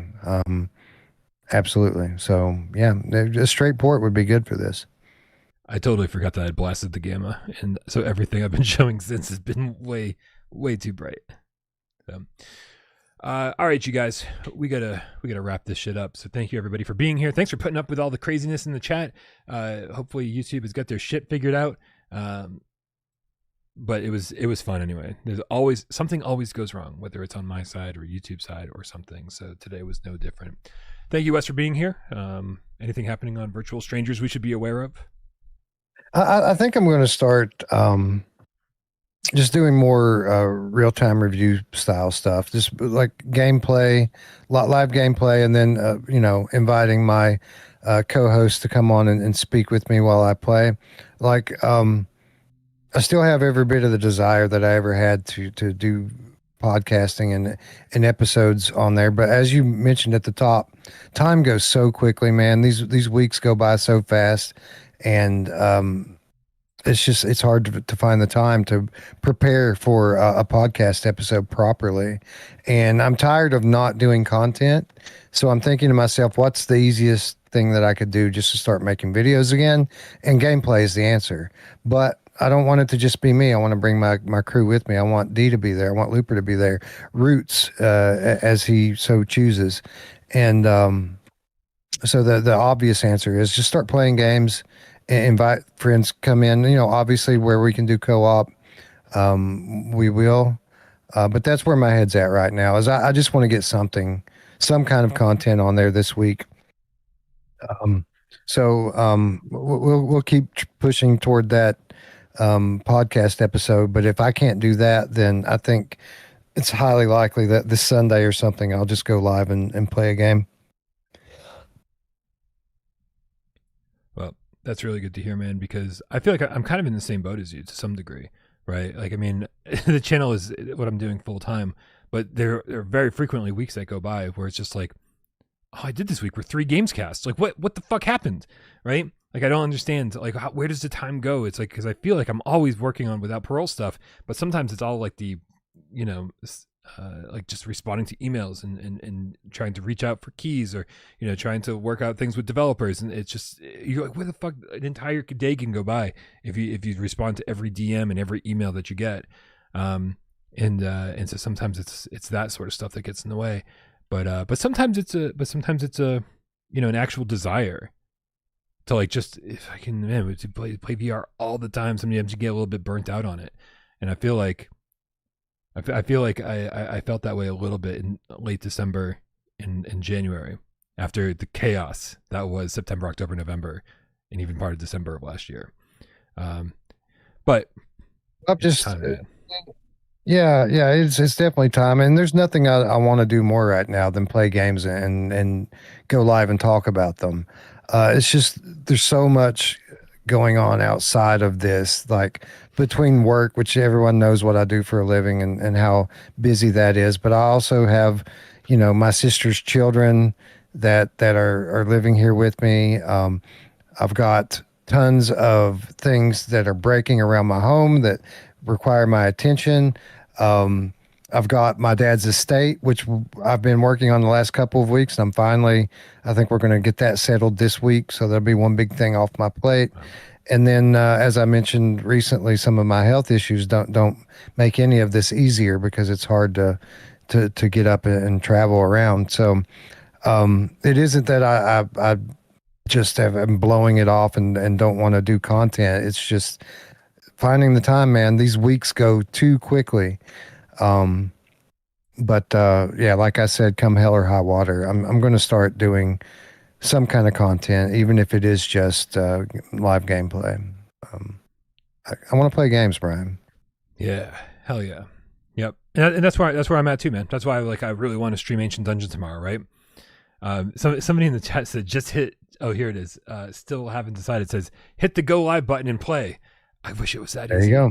I so wish it was that easy. I think there is this level of like this place you have to be mentally, I think, to be able to play a game, listen to all of the comments being read to you, right, in your ear, and being able to tune that out when necessary, being able to talk over it sometimes or turn the volume down on it sometimes.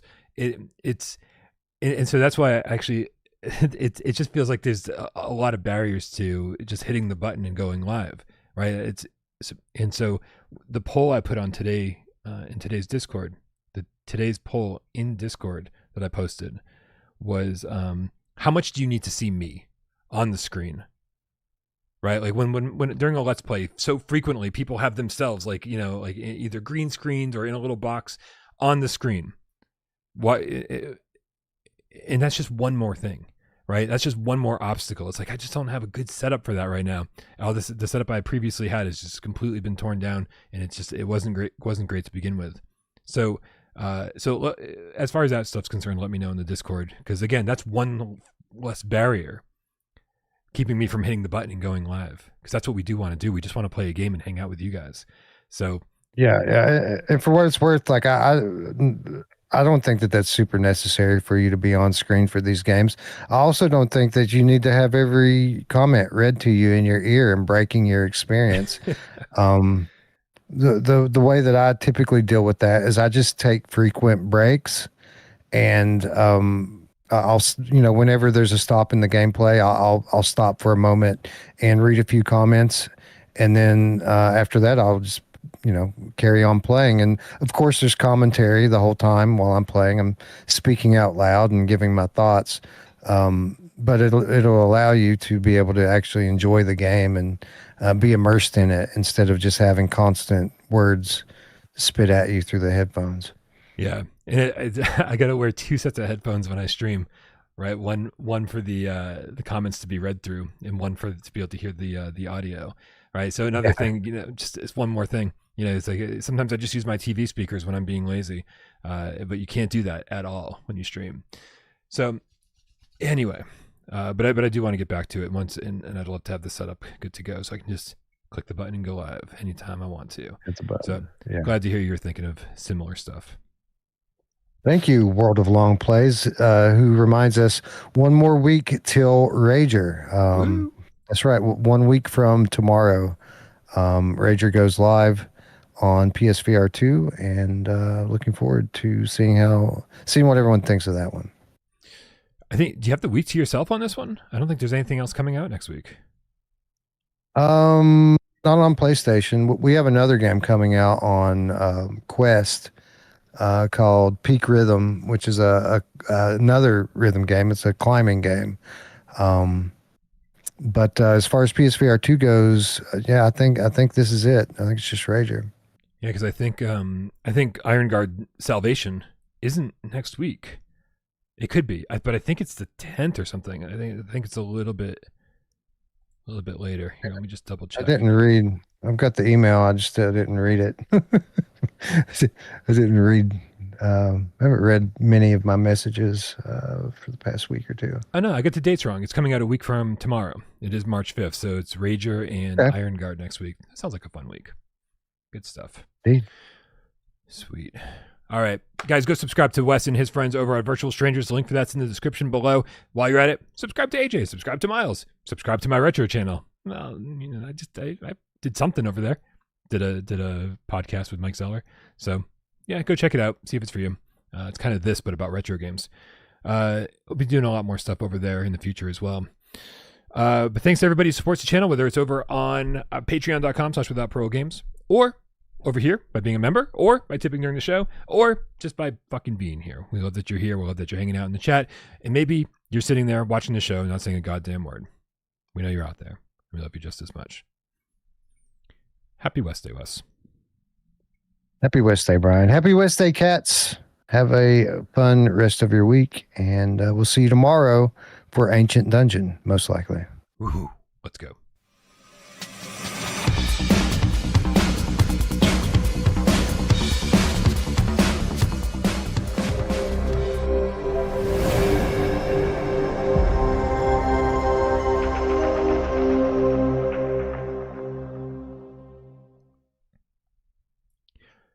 Grandpa's Barbecue or Gamecat with the Australian $5 tip says, Wes, have you read any of the Luke Ross posts the last few days? I started in on one that came out maybe a week ago or within the last week, but I didn't make it all the way through it yet to see what the conclusion is. I am in a bit of suspense though, because he pretty much shut everything down once they made him take the Cyberpunk mod out. And it looked like it was starting to create like a cascading effect where there was another title that either they'd asked him to take down or modify in some way. So he just shut everything down while he took a minute to figure out what he's going to do. I assume what these most recent posts are about is exactly that, what he plans to do. But no, I have not read through it yet to get all the deets. Interesting. I'm definitely curious to know what the result of all that will be, because obviously, I am too. Obviously, modding flat stuff on PC into VR is a massive reason to have it. And Luke Ross is, one of the. It's essentially, correct me if I'm wrong. It's essentially Luke Ross and UEVR, right? And these are the two main ways you're modding stuff into VR. Yeah, those are the main ones. I had assumed that by this point that they would become pretty much the only source for mods, because there's so big of a library now that you can play. I didn't think that there would be much ambition for other modders to put time into doing any kind of mods, because who's going to talk about it? But happy to be totally wrong about that. There are constantly other mods coming out outside the two that you mentioned there. There was recently the Zelda Breath of the Wild mod came out. Most recently, there is a Resident Evil 4 remake mod on PC with full on 60 OF VR controls in it, and people are raving about that. I haven't tried it or watched any of the videos to see what's so cool and special about it, but people who played and covered it on PSVR2 are raving about this mod. So I want to see, is it as good? Is it almost as good? Is it better? I'm interested to find out, because people are saying that it's absolutely awesome. But on Luke Ross specifically, his mods are never that. They're always just hand you the gamepad and you just get in the VR headset and it puts you in the world and you play the game as it would have been played on a TV screen. What's cool about the Luke Ross mods are that he's modding the games into VR that are not easy. to mod into VR. Sony exclusives, you know, or he's bringing Uncharted into VR. He's bringing Horizon, both Horizon games into VR. The Last of Us into VR. Spider-Man, Hogwarts Legacy. Like he's bringing these games into VR. So even though they're not full on VR modification VR interactions in the game, it's still some of the best games ever made, playable in VR. So hopefully he's got a good vision aligned for himself and where he wants to take the mod platform that he's built, and hopefully he continues to support it for many years to come. I mean, it's a shame that Sony doesn't just hire him to just do what he's doing, but officially on PS5 and PC. Although they would probably just shut him down after 6 months too. So probably. Comic book guy with the 10 quid says, I've been told I have autism by other people, so maybe that's why my spelling isn't great. I don't think it's your spelling. I don't know what it is. So listen, comic book guy, I've been told by literally everybody I know who has autism says that I have autism. So maybe it's our autism brains bumping heads and getting dizzy. He says, in the random non-gaming fact is that there was a person raised by monkeys. Her name was Marina Chapman. Really raised by monkeys? I'm gonna have to look this up. I'm gonna be looking up Marina Chapman the second. I'm gonna say I've heard this before. Yeah. I mean, how do you? Is that a? Oh my God, I kind of want to Google it right now, but I don't need the show to be another hour long. Because plus we still have to do. And thank you again for your additional tip, comic book guy. I appreciate you. We got to bring up the what's it called? This Weekend Without Parole history. Sweet. And for what it's worth, Marina Chapman is a Colombian-born British woman known to have spent much of her early childhood in the jungle and survived among and solely around a group of capuchin monkeys. So it is true. Wow. I see. I want to know. Like, did they like protect her? Did they like literally like raise her as I need to look into this. This seems like something you'd only see in like the Jungle Book or something, or Tarzan, or Monkey Boy VR. So, Tarzan, hit the like button. All right, what was happening this week without Parole history? In fact, it was this very day, 4 years ago, where we posed the question. It's going to pop up any second. I swear. It's going to pop up any second. Yeah. I don't think it's going to pop up any second. What happened? I picked it and nothing happened. Oh, Wes, this is what a mess. It fits today's episode. It fits every episode. True that. Yep.